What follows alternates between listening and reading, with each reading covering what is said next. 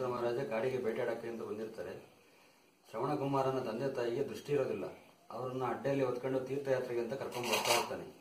ಈ ಜಾಗಕ್ಕೆ ಬಂದಾಗ ಅವರಿಗೆ ಬಾಯಾರಿಕೆ ಆಗುತ್ತೆ. ಅಲ್ಲಿ ಒಂದು ಮರದ ಕೆಳಗಡೆ ಅವ್ರನ್ನ ಕೂರಿಸ್ಬಿಟ್ಟು ನೀರು ಹುಡುಕಿ ಅಂತ ಬರ್ತಾನೆ. ಬಂದಾಗ ಈ ಜಾಗಕ್ಕೆ ಬಂದಾಗ ಅವನಿಗೆ ಕುಡಿಯೋದಕ್ಕೆ ನೀರು ಸಿಗುತ್ತೆ. ಆಗ ಈ ನೀರು ತುಂಬ್ತಾ ಇರ್ಬೇಕಾದ್ರೆ ಗುಳುಗುಳು ಶಬ್ದ ಆಗುತ್ತಲ್ಲ, ಆ ಶಬ್ದ ನೋಡಿ ಯಾವ್ದೋ ಪ್ರಾಣಿ ಬಂದಿದೆ ಅಂತ ಹೇಳ್ಬಿಟ್ಟು ದಶರಥ ಮಹಾರಾಜ ಬಾಣ ಬಿಡ್ತಾರೆ. ಅದು ಶ್ರವಣ ಕುಮಾರಂಗೆ ತಟ್ಟುತ್ತೆ. ಅವನ ಅಪ್ಪ ಅಮ್ಮ ಅಂತ ಕಿಚ್ಕೊಂತಾನೆ. ಆಗ ದಶರಥ ಕೆಳಗಡೆ ನೋಡಿದಾಗ ಶ್ರವಣ ಕುಮಾರ ಇರ್ತಾನೆ.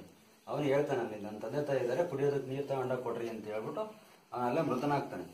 ಆಗ ದಶರಥ ನೀರನ್ನು ತಗೊಂಡು ಅವ್ರ ತಂದೆ ತಾಯಿ ಹತ್ರ ಹೋದಾಗ ತಂದೆ ತಾಯಿ ಕೇಳ್ತಾರೆ, ನೀವು ಯಾರಪ್ಪ ಅಂತ.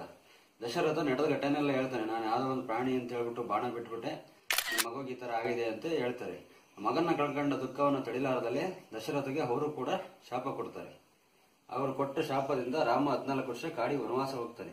ಆ ಶಾಪವನ್ನು ಮೋಚನೆ ಮಾಡ್ಕೊಳ್ಳೋಕ್ಕೋಸ್ಕರ ದಶರಥ ಇಲ್ಲಿ ಲಿಂಗವನ್ನು ಸ್ಥಾಪನೆ ಮಾಡ್ತಾನೆ. ಲಿಂಗ ಸ್ಥಾಪನೆ ಮಾಡಿ ಹೋಗ್ತಾನೆ. ರಾಮ ವನವಾಸ ಬಂದಿದ್ನಲ್ಲ, ಆ ಟೈಮಲ್ಲಿ ಲಿಂಗ ನೋಡಿ ರಾಮನಿಗೆ ಪೂಜೆ ಮಾಡ್ತಾನೆ. ಪೂಜೆ ಮಾಡ್ತಕ್ಕಂಥ ಟೈಮಲ್ಲಿ ಪಾರ್ವತಿ ಪರಮೇಶ್ವರ ಪ್ರತ್ಯಕ್ಷ ಆಗಿ ರಾಮನಿಗೆ ವರ ಕೊಡ್ತಾರೆ. ಅದರಿಂದ ತಂದೆ ಮತ್ತು ಮಗನ 2 ಸೇರಿ ದಶರಥ ರಾಮೇಶ್ವರ ಅಂತ ಹೆಸರು.